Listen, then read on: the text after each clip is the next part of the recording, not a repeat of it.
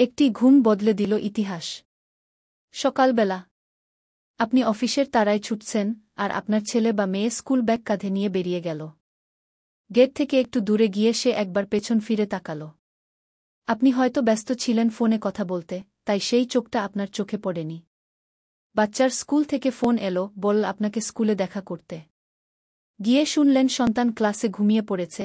এই কথা শুনেই আপনার মনটা হঠাৎ করে ভারী হয়ে যায়।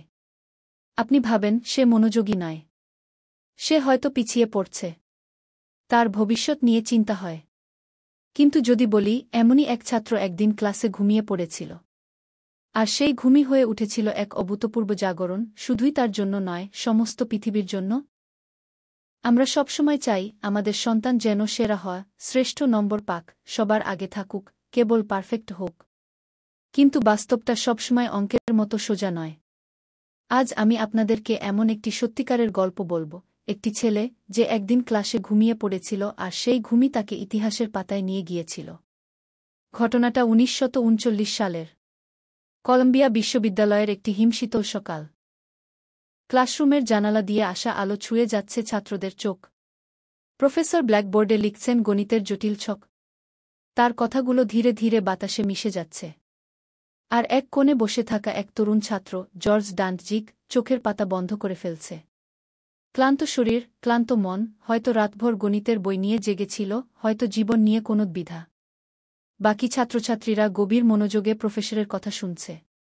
কেউ খেয়ালও করেনি এই ছেলে ক্লাসেই ঘুমিয়ে পড়েছে। ক্লাস চলতে থাকে।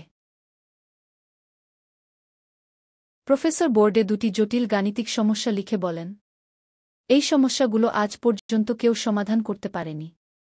এগুলো শুধু উদাহরণ হিসেবে দেখালাম। জর্জ তখনও ঘুমিয়ে। সে শুনল না এই সতর্কতা। ক্লাস শেষে সবাই হইচই করতে করতে বেরিয়ে যায়। তখন জর্জের ঘুম ভাঙে। চোখ মেলে সে দেখে বোর্ডে লেখা দুইটি সমস্যা। তার সরল চিন্তা, নিশ্চয় হোমওয়ার্ক। খাতায় লিখে নেয়, কিছু না ভেবে, কোনো প্রশ্ন না করে। বাড়ি ফিরে এক যুদ্ধ শুরু হয়। গণিতের সমস্যা সে এর আগে অনেক করেছে, কিন্তু এই সমস্যাগুলো যেন অন্যরকম।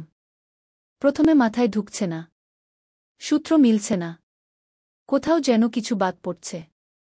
কিন্তু সে থামে না, কারণ সে জানে না এই সমস্যাগুলো অসম্ভব। এই না জানাটাই হয়ে দাঁড়ায় তার সবচেয়ে বড় শক্তি। সে ভাবছে হোমওয়ার্ক তো মানে নিশ্চয় কোনো সমাধান আছে। এই বিশ্বাস নিয়েই সে গভীরভাবে পড়তে থাকে। লাইব্রেরিতে ঘণ্টার পর ঘণ্টা কাটায়। বইয়ের পর বই, থিওরির পর থিওরি। ঘরে ফিরে আবার চেষ্টা। মাঝরাতে উঠে আবার কাগজে আঁকায় কি। বন্ধুরা খেলতে যাচ্ছে, সে যাচ্ছে গণিতের প্যাচ খুলতে। দিনের পর দিন পরিশ্রম করে শেষমেশ সে একটি সমস্যার সমাধানে পৌঁছায়। পরের ক্লাসে খুশি মনে খাতা জমা দেয় জর্জ। সে ভেবেছে এবার ভালো নম্বর পাব, হয়তো একটা এ, কিন্তু প্রফেসর তো বিস্ময়ে অবাক। জর্জ, তুমি এটা করেছ কিভাবে? তুমি জানো তো তুমি কি করেছ? জর্জ অবাক হয়ে বলে, এই তো হোমওয়ার্ক ছিল। প্রফেসর চুপ করে যান কিছুক্ষণ। তারপর বলেন, জর্জ, এগুলো হোমওয়ার্ক ছিল না। এগুলো ছিল দুইটি অমীমাংসিত গাণিতিক সমস্যা, যা বহু গণিতবিদ বছরের পর বছর ধরে চেষ্টা করেও সমাধান করতে পারেননি। তুমি এর একটি সমাধান করে ফেলেছ। জর্জ তখনও বিশ্বাস করতে পারছিল না। তার চোখে তখনও সেই সরলতা, যে সরল বিশ্বাস থেকেই এক অসম্ভব সমাধান সম্ভব হয়েছে।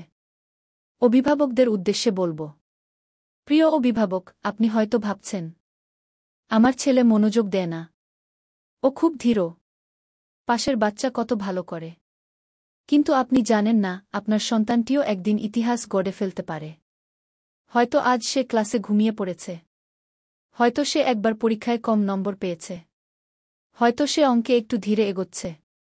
কিন্তু বিশ্বাস করুন, তার মনে যদি থাকে একটি সরল বিশ্বাস, যদি আপনি তাকে ভালোবাসা আর ধৈর্যের সঙ্গে আগলে রাখেন, তাহলে সেই ঘুমন্ত চোখেই লুকিয়ে থাকে এক জাগ্রত ভবিষ্যৎ।